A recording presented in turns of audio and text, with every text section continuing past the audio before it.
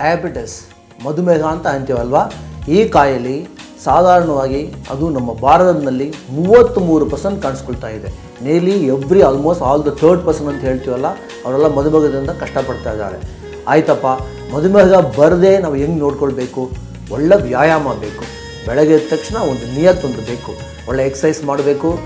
ಅದರಿಂದ ತುಂಬ ಅನುಕೂಲ ಆಗುತ್ತೆ. ಏನಾಗುತ್ತೆ, ಸಕ್ಕರೆ ಚೆನ್ನಾಗಿ ನಮ್ಮ ರಕ್ತದಲ್ಲಿ ಉಪಯೋಗಿಸ್ಕೊಳ್ಬೇಕು.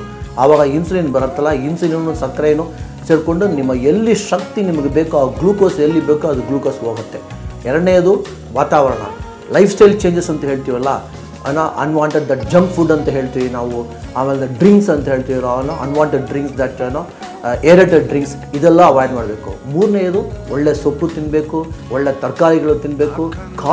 ಕಾಳುಗಳಿಂದ ಏನಾಗುತ್ತೆ, ಫೈಬರ್ ಅಂತ ಹೇಳ್ತೀವಲ್ಲ, ಫೈಬರ್ ನಿಮ್ಮ ಹೊಟ್ಟೆ ಒಳಗೆ ಇರುವಾಗ ಇನ್ಸುಲಿನ್ ನಿಧಾನಕ್ಕೆ ಬರುತ್ತೆ. ನಿಮ್ಮ ಗ್ಲೂಕೋಸು ಸೆಲ್ ಒಳಗೆ ಹೋಗಬೇಕು, ಸೆಲ್ ಒಳಗೆ ಹೋಗಿ ನಿಮ್ಮ ಶಕ್ತಿ ಬರುತ್ತೆ.